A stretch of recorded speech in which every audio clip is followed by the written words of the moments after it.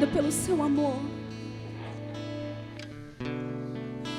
Obrigado porque o Senhor nos amou primeiro.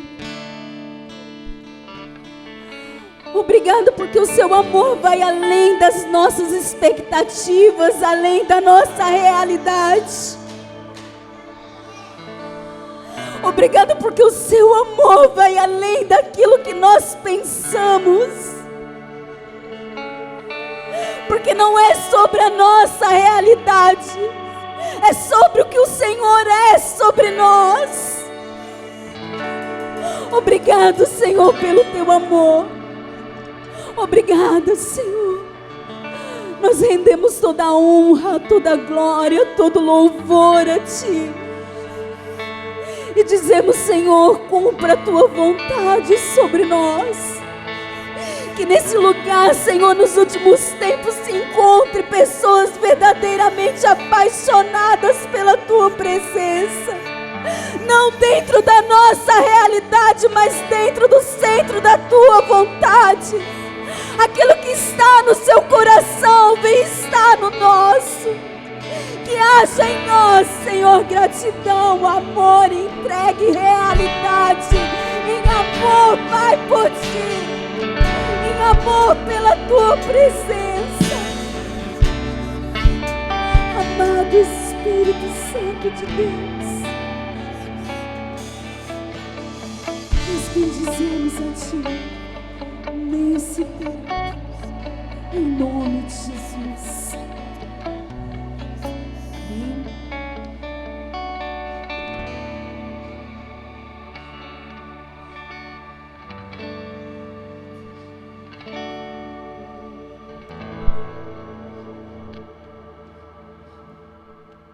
Boa noite, gente.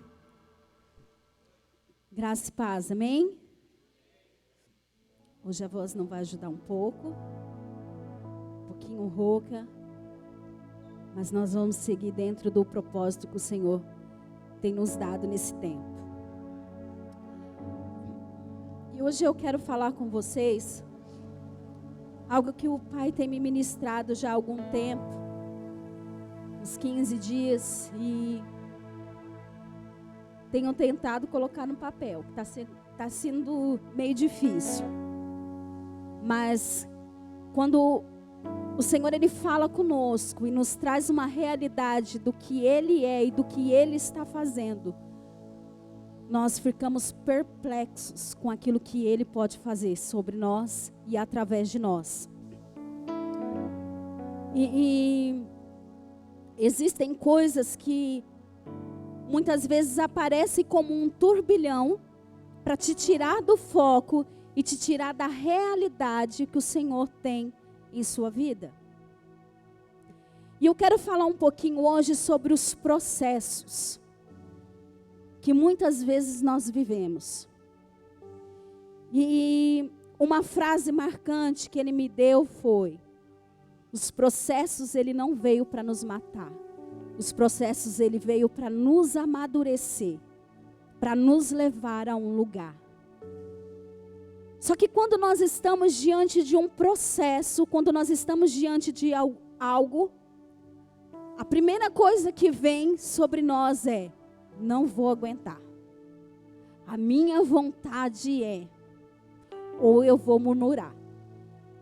Dependendo do processo que você está, dependendo da dimensão desse processo, sai de nós murmuração, sai de nós muitas vezes pensamentos de não vou conseguir e tantas outras coisas. E para nós deixar algo bem claro, eu queria falar um pouquinho o que é um processo. Dentro da perspectiva daquilo que o Senhor me ministrou, eu fui procurar no Google. O processo, ele consiste em realização e fatos. Isso é um processo. É uma realização e são fatos. E eu fui procurar processo na advocacia. né, amigo Gé? E diz assim: para se abrir um processo, você precisa procurar um advogado particular ou uma defensoria pública. Depois você precisa reunir documentos e prova para justificar o porquê está abrindo esse processo. Ou seja, quando você vai abrir um processo, você vai procurar um advogado. Se você precisar de um advogado, procure o Gé. Você procura um advogado e dentro desse processo você precisa ter toda a documentação que comprove que aquilo é uma realidade. Que aquilo que você vai abrir mediante ao inquérito é uma realidade. Aquilo que você está processando é uma realidade. Ok? Então, quando eu vou abrir ou quando eu estou passando por um processo, o que está sendo provado é a realidade que está fixa em minha vida? É o que foi formado em minha vida. Quando eu estou num processo, não é para que eu venha desistir desse processo, é para que eu venha manifestar a realidade que está em mim. Eu não estou num processo por um acaso. Eu estou num processo para manifestar a minha realidade de filha de Cristo. Eu estou num processo para manifestar a realidade do Pai, daquele que me enviou para cumprir um propósito. Amém? E o que é um amadurecimento? Um amadurecimento é ser completamente formado. É você estar formado. Então eu passo pelo processo, eu junto provas da realidade de quem eu sou. Então eu me formo e eu estou maduro para manifestar o reino de Deus dentro da realidade de Cristo. Não dentro dos meus pensamentos, mas dentro daquilo que é verdade através do Pai. Assim como um fruto que amadureceu fora do tempo, ele tem o mesmo sabor. Vamos pegar algo. Eu sou apaixonada, eu gosto muito de morango. Só que morango, a época dele é para dezembro. Mais final de ano, correto? Então quando você vai pegar o morango lá para dezembro, final de ano, qualquer morango que você pegar, a maioria está doce. Está saboroso. Só que quando a gente pega fora da época, o morango ele está azedo. E para você comer, você coloca muito leite condensado, muito açúcar, muita coisa, assim, para ele ficar, você conseguir comer, porque senão ele fica meio azedo. E mesmo assim, ainda ele se torna meio azedo, não é? Ou seja, aquilo que eu estou passando, o processo que eu estou passando, quando não existe um amadurecimento correto, a manifestação, ela não é realidade. Eu estou querendo passar por uma situação, eu estou querendo pular etapas, e o que eu vou manifestar não é realidade. Aí o que acontece? As pessoas vão olhar para mim e vão ver até eu falar bonito, mas não vão ver a realidade que está em mim. Por quê? Porque o fruto não está doce. O fruto não tem realidade. Porque está fora de época. E todos nós passamos por processos. Todos nós passamos por momentos de processos. Quando o Alan, domingo passado, retrasado, veio ministrar sobre oferta, e ele trouxe lá em Marcos 4, e na hora que ele estava lendo, falou da árvore, da sua árvore, dos seus frutos. E lá no finalzinho, no versículo 29, diz que a árvore precisa ser podada. A árvore precisa desse processo. Você sabia que toda árvore, ela passa pela poda no inverno, para que ela possa dar fruto no tempo correto. Então existe esse tempo. Ah, mas ela já deu fruto. Por mais que ela deu fruto, quando eu vou lá, eu vou podar a árvore, os frutos eles vão aparecer mais reais, vão frutificar mais. Então não vai ser um ou outro, vai ser uma árvore frutífica, cheia de fruto, onde nós podemos acessar e desfrutar daquilo. Quando nós morávamos em Registros, nós tínhamos um pé de acerola. E quando nós fomos alugar a casa, o pessoal falava assim, essa árvore nunca deu fruto. Essa árvore nunca deu fruto. Eu falei, um pé de acerola, não preciso comprar para fazer um suco. E ela nunca deu fruto. E aí teve um irmão que foi lá na nossa casa, e ele olhou, ele começou a podar a árvore. Quando ele podou a árvore no ano seguinte, a árvore deu fruto. Uma árvore que nunca tinha dado fruto, deu fruto. Ela produziu os seus frutos. Ou seja, todos nós, vai existir momentos que o Senhor vai começar a nos podar, a nos tratar, a nos levar para um processo de poda, para que os frutos sejam reais, para que os frutos sejam visíveis, para que os frutos sejam realistas sobre as nossas vidas, não mediante ao que nós falamos, mas mediante ao que nós estamos vivendo. Essa é a realidade do Senhor. Todo processo em nossas vidas faz com que nós venhamos pensar e ter uma realidade do que o Senhor tem feito e trabalhado em nossas vidas. Processo, eles não são fáceis. Só que você pode passar pelo processo, você pode sentir como uma perca, ou você pode ter ele como uma entrega. Como assim, pastora? Quando nós estamos em um processo, existem coisas que o Senhor vai falar conosco particularmente. Ou nós vamos entregar a Ele, entendendo que esse momento de entrega é simplesmente um tempo para que isso possa produzir num tempo melhor. Ou simplesmente nós vamos dizer, estamos perdendo, está sendo retirado de mim. Só que essa não é a realidade. Quando eu penso que algo está sendo tirado de mim, eu estou dizendo que o que o Senhor me deu não é correto. Como assim? Quando nós fomos comprar o nosso terreno em Itapevi, eu já falei isso aqui, e quando eu quero alguma coisa, assim, eu oro muito, e eu quero muito, e eu quero. E eu pedi muito para Deus para que eu tivesse um carro, eu queria um Azira. 3.3, vamos lá, andar, maravilhoso. Só que chegou um tempo, que eu acho que nós ficamos o que, amor? 6 meses? 6, 8 meses? Quase um ano, não chegou um ano, gente.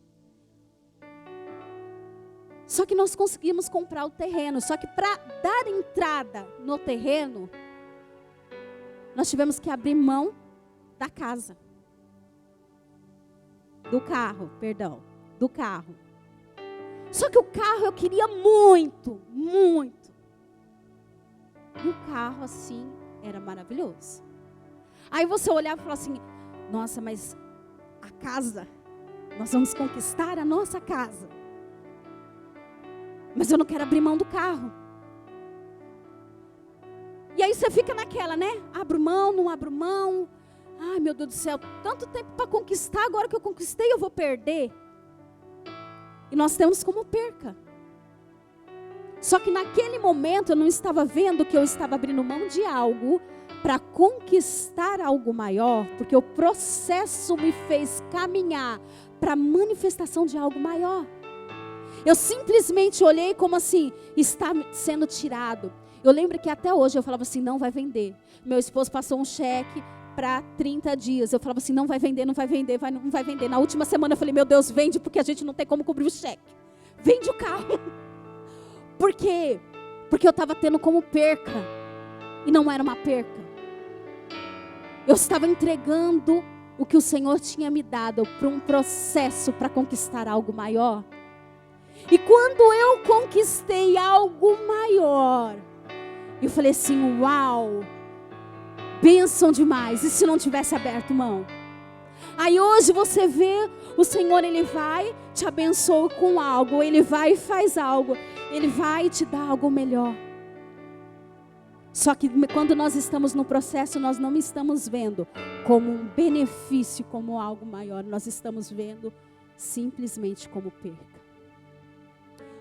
Eu poderia colocar todo esse processo e eu poderia citar várias pessoas dentro da palavra que passaram por processos fantásticos. Nós temos a história de Jó, que passou por um processo, perdeu tudo, depois o Senhor entregou tudo novamente. E o interessante é que lá em Jó, capítulo 2 ou 3, no final diz assim, Jó não abriu a sua boca para murmurar contra Deus. Ele não murmurou. Poderíamos pegar Davi. Por que Davi, pastora? Você já parou para pensar que enquanto Davi estava no pasto, cuidando das ovelhas, separado de todo mundo da sua casa, os seus irmãos estavam ali dentro de casa, com todo mundo, com seu pai, com a sua mãe, tendo o melhor, e ele lá no pasto, trabalhando toda a vida? Porém, o processo que ele passou, fez com que ele se tornasse rei.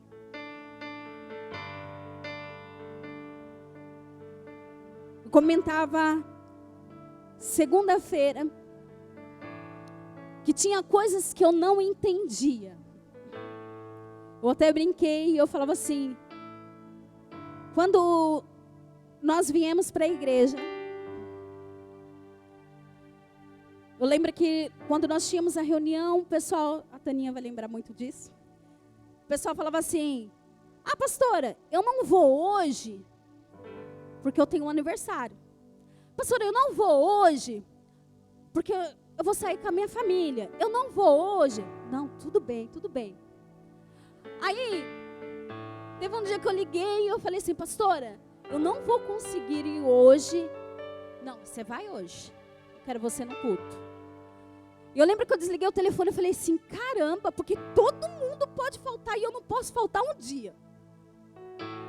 Porque eu não. Porque não essa realidade para mim.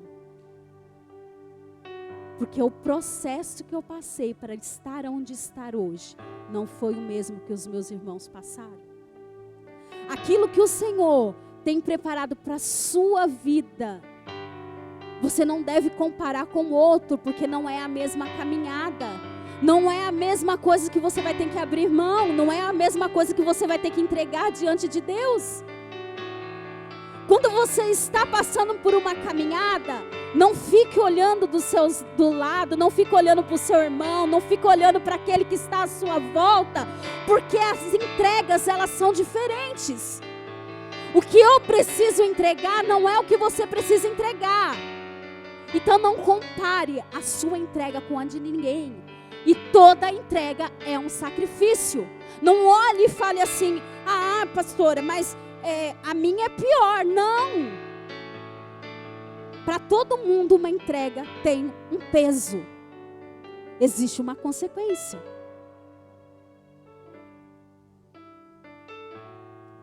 E dentro desse processo, eu quero abrir lá em Mateus 26.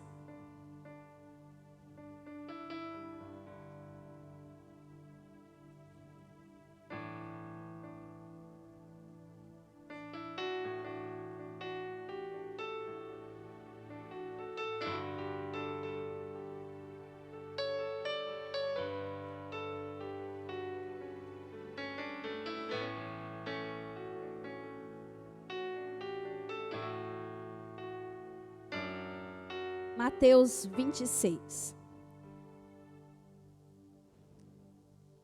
Nós vamos ler 30, do 26, Mateus 26, do 36 ao 56. Fala de Jesus no Getsêmani. Diz assim: em seguida, Jesus foi com eles a um lugar chamado Getsêmani e disse aos discípulos: sente-se aqui, enquanto eu vou ali orar. E levando consigo Pedro e os 2 filhos de Zebedeu, começou a sentir-se tomado de tristeza e de angústia. Então lhes disse: a minha alma está profundamente triste até a morte. Fiquem aqui e vigiem comigo. E adiantando-se um pouco, prostrou-se sobre o seu rosto, orando e dizendo: meu Pai, se possível, que passe de mim esse cálice. Contudo, não seja como eu quero, e sim como tu queres. E voltando para os discípulos, achou-se dormindo e disse a Pedro: então, nem uma hora vocês puderam vigiar comigo. Vigiem e orem para que não caiam em tentação. O espírito, na verdade, está pronto, mas a carne é fraca. Retirando-se pela segunda vez, orou de novo, dizendo: meu Pai, se não é possível que este cálice passe de mim, sem que eu beba, faça-se a tua vontade. E voltando, achou-se outra vez dormindo, porque os olhos deles estavam pesados. Deixando-os novamente, foi orar pela terceira vez, repetindo as mesmas palavras. Então voltou para os discípulos e lhes disse: vocês ainda estão dormindo e descansando, eis que a chegada é a hora. E o Filho do Homem está sendo entregue nas mãos dos pecadores. Levante-se e vamos embora. Eis que o traidor se aproxima. Vamos até aqui primeiro. Como eu disse, como que todo o processo, ele nos traz 2 sentimentos, o de entrega e o de perca. Ao ler essa passagem, como eu disse, eu poderia ter pegado outras. Mas quando Jesus entendeu a realidade do processo e daquilo que o Senhor estava fazendo sobre a vida dele, ele não chegou diante das pessoas e reclamou daquilo que ele estava passando. Ele foi direto ao Pai: Senhor, passa de mim esse cálice, mas contudo, seja feita a sua vontade. Senhor, talvez eu não esteja entendendo o porquê desse propósito, mas contudo, seja feita a sua vontade. Ele orou 3 vezes. E ele estava ali prostrado diante do Senhor em todo o tempo. Mediante a qualquer processo que nós estamos passando, nós temos que estar prostrados diante de Deus. Não murmurando: Senhor, que se cumpra a sua vontade. Senhor, que se cumpra a sua vontade. E o que eu entendi aqui é que quando Jesus sobe para Getsêmani e ele está nessa angústia, dentro da realidade do que ele ia passar, ser crucificado, ele estava assim: Senhor, que acima de tudo cumpra o seu propósito, não a minha vontade. Porque se for segundo a minha vontade, uma geração vai ser perdida. Por quê? Porque o processo, ele não implica só em você, ele implica em pessoas que vão chegar até você. Nós temos mania de dizer que é só sobre mim. Nunca é só sobre você. Nunca é. Sempre vai existir um alguém. Sempre vai existir uma outra pessoa. Seria muito triste Deus nos trazer por uma realidade e ser só sobre nós. Seria muito egoísmo. Nunca é só sobre nós. É sobre uma geração, é sobre quem está ao nosso lado. Quando você passa a decidir por algo, você não pensa só em você. Quando você está na sua casa, você não pensa só em você, você pensa na sua família, você pensa nos seus filhos. Porque eles são a próxima geração. E o peso que isso te causa, você fala: Senhor, pelo amor de Jesus, me dá uma luz, eu preciso da tua realidade sobre mim, porque eu preciso tomar o posicionamento correto. Eu não posso fazer segundo a minha vontade, mas eu preciso manifestar a sua realidade dentro daquilo que o Senhor tem, que é para esse exato momento da minha vida. E ali Jesus viu que a realidade dele era uma entrega. E ele se entregou. Vamos continuar lendo aqui, 47. Enquanto Jesus ainda falava, eis que chegou Judas, um dos 12, e com ele grande multidão com espadas e porretes, vinda da parte dos 2 principais sacerdotes e dos anciões do povo. Ora, o traidor tinha dado a eles um sinal: aquele que eu beijar é este, prendam-no. E logo aproximando-se de Jesus, Judas disse: salva-me, mestre, e o beijou. Jesus, porém, disse: amigo, o que você veio fazer? Nisso, aproximando-se eles, agarraram Jesus e o prenderam. E eis que um dos que estavam com Jesus, estendendo a mão, sacou a arma e o golpeou o servo do sumo sacerdote, cortou-lhe a orelha. Então Jesus lhe disse: coloque a espada de volta no seu lugar, pois todos os que lançam mão da espada, a espada perecerão. Ou você acha que não posso pedir ao meu Pai, e Ele mandaria, neste momento, mais de 12 legiões de anjos? Mas como então se cumpririam as Escrituras, que dizem que assim deve acontecer?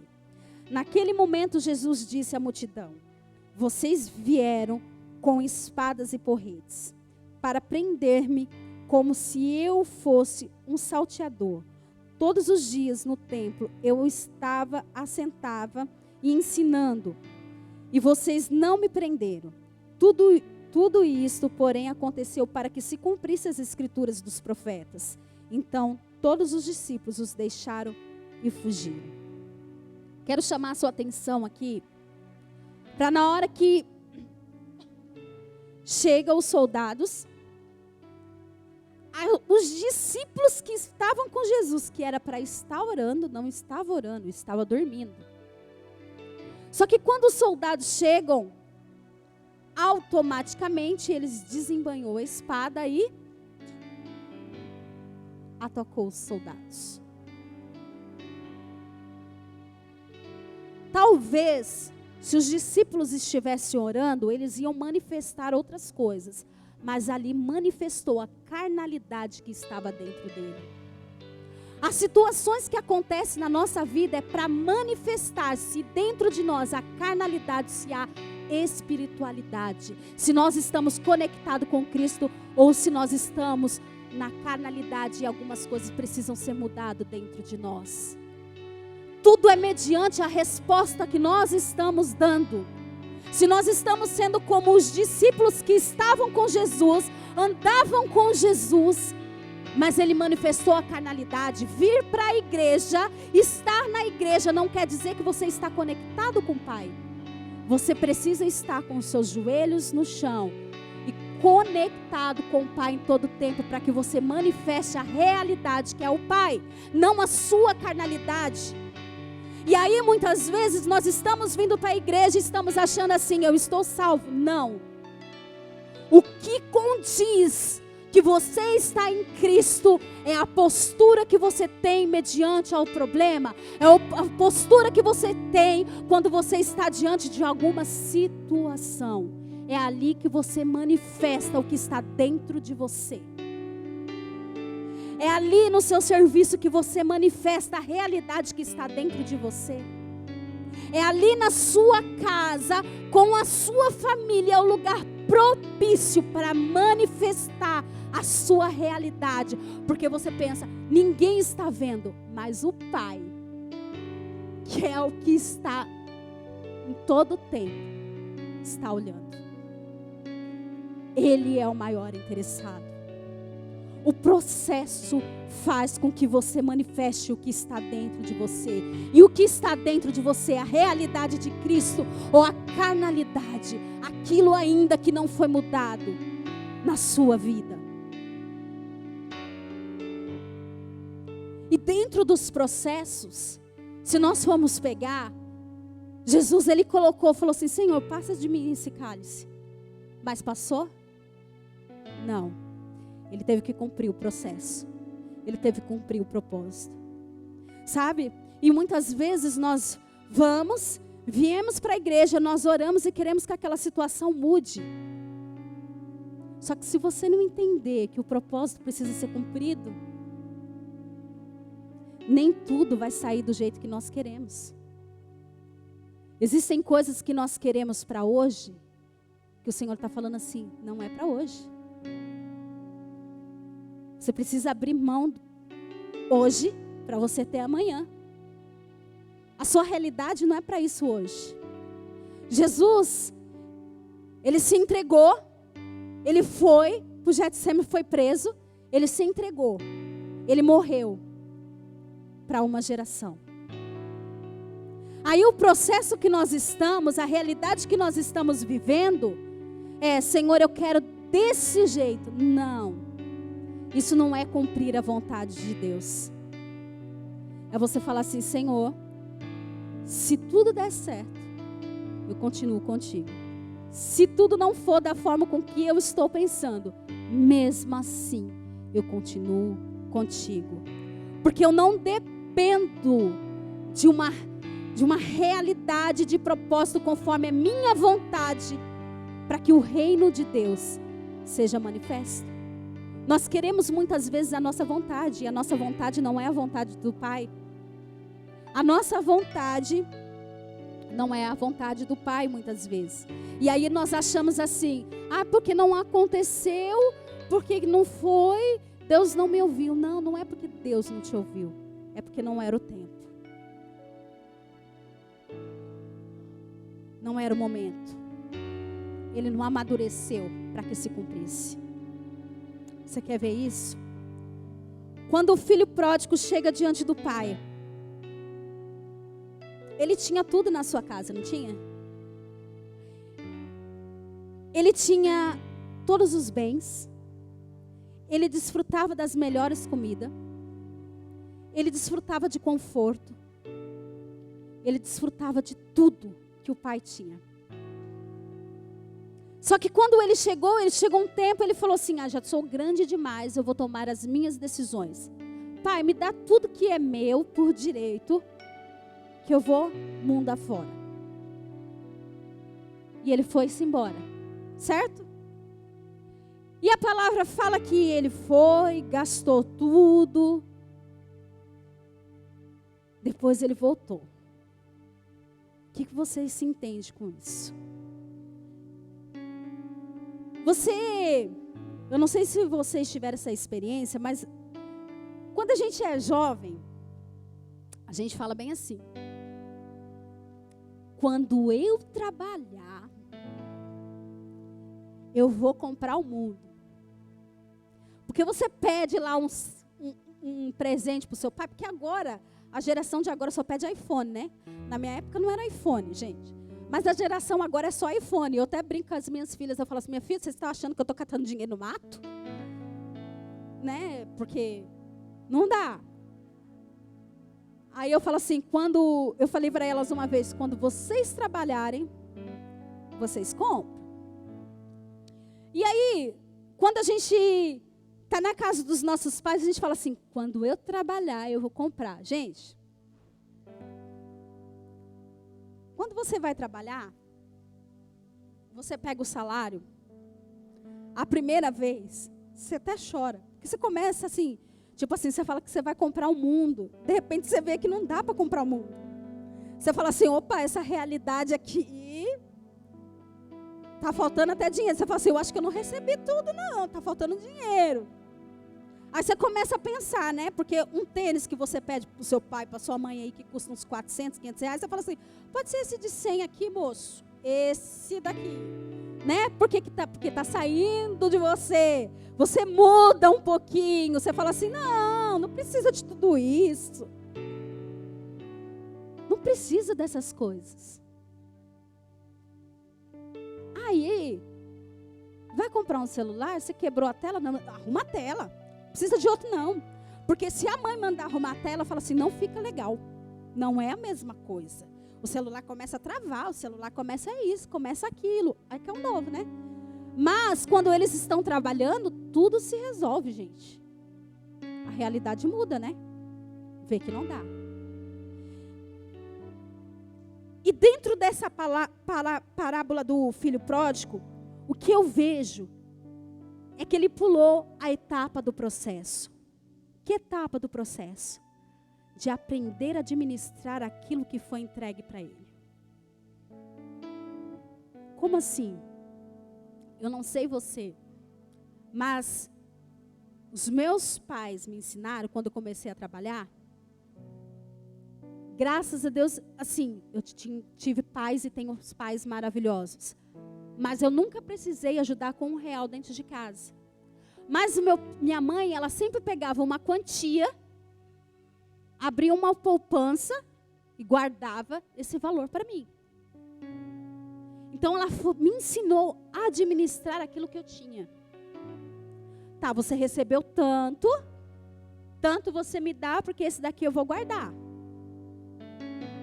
Eu lembro até hoje que quando eu casei, eu tinha dinheiro na poupança. Glória a Deus, porque minha mãe economizou por mim, porque senão eu não tinha nada.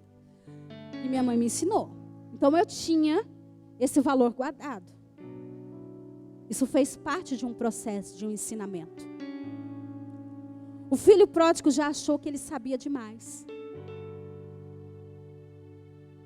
Ele achou que eu sei administrar, já fiquei aqui tanto tempo na casa do meu pai, já sei fazer tudo. E não. Ele não sabia administrar, porque ele pulou etapas. Ele pulou esse processo. Todo o processo que você acha que você sabe, você não deixa Deus te ensinar. Você está pulando etapas. E quando você pula etapas, amanhã ou depois aquilo não vai dar certo. Talvez você quebre a cara e você vai falar assim, Senhor, é sua culpa. Mentira. Você não deixou ser ensinável. Você não deixou Deus trabalhar no seu interior. Você não deixou com que Deus falasse com você.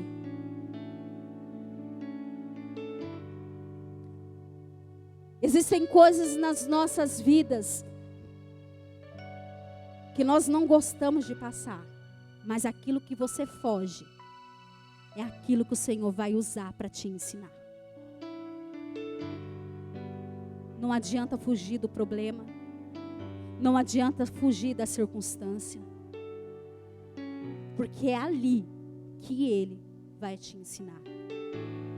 Quanto mais você correr, mais aquela situação vai estar ali para que você resolva. E aí vai existir um encargo. Porque você não vai resolver para você. Você tem que olhar não só por você, mas você olha por você e por aqueles que vão vir depois de você para desfrutar daquilo que o Senhor tem feito através de você. Nunca é simplesmente só um processo. É um processo que não veio para te matar, mas para te amadurecer, para que você desfrute e outras pessoas desfrutem através de você. Amém? Queria que você se colocasse de pé.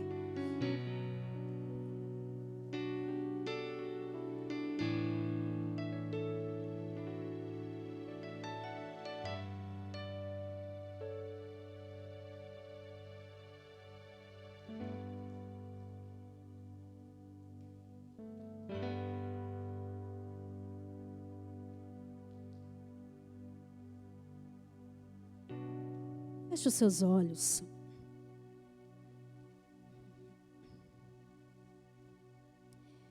E com os seus olhos fechados, eu gostaria que nesse momento você refletisse, pensasse mediante ao processo que você tem passado, mediante as circunstâncias que tem estado em sua vida, que você achou que aquilo era para te matar, mas é para te amadurecer e te fortalecer. Mediante a qualquer processo que nós estamos passando, nós nunca estamos sós. O Senhor, Ele está conosco. Você nunca esteve sozinho mediante a um processo. O seu Pai, Ele sempre esteve com você.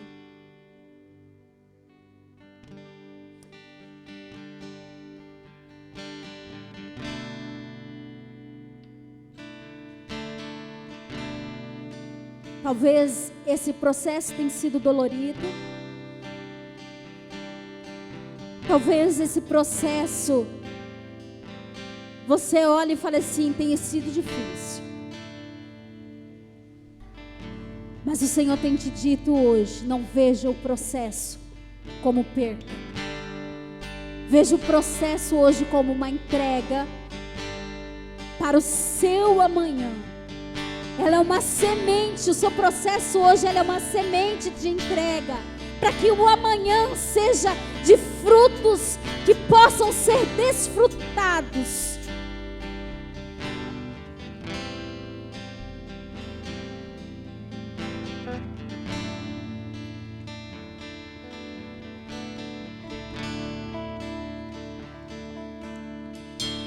Eu nunca me esquecerei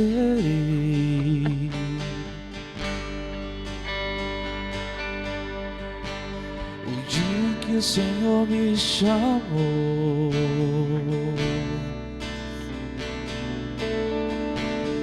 e sem hesitar eu disse sim, eis-me aqui.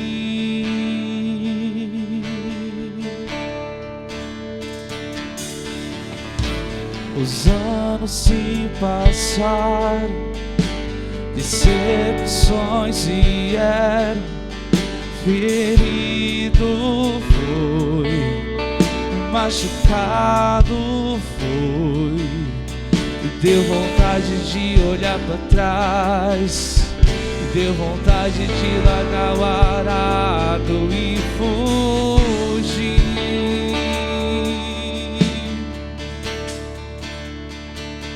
Mas valeu a pena,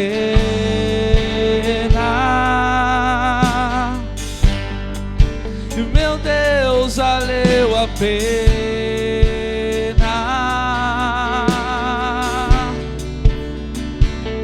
valeu a pena,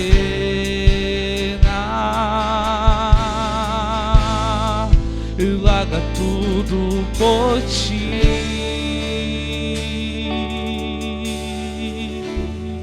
Se no meio do processo você não estiver conectado com o Pai, se você não estiver na realidade de Cristo, você vai passar pelo processo achando que está perdendo tempo. Você vai achar que no meio do processo você está perdendo aquilo que o Senhor te entregou. E isso não é a realidade de Cristo, porque em meio ao processo Ele só quer te forjar para você manifestar a realidade dele, aquilo que já está dentro de você. O processo ele veio para te formar. O processo ele veio para fazer você manifestar a realidade de Cristo. O processo na área financeira ele veio para manifestar a realidade da prosperidade que o Senhor tem sobre a sua vida. O processo familiar ele veio para mostrar que o Senhor cuida daqueles que são os seus. O processo em meio às circunstâncias ele vem para mostrar a realidade de Cristo. A sua realidade está dentro da palavra. Em meio ao processo que você está passando, não fuja daquilo que Ele designou. e declarou sobre a sua vida. Simplesmente deixe com que a sua verdade através do Pai venha manifestar e a carnalidade venha ser destruída, para que a realidade de Cristo tome forma em sua vida. Mas valeu a pena,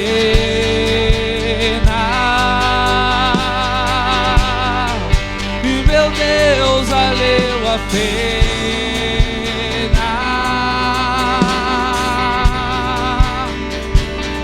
valeu a pena,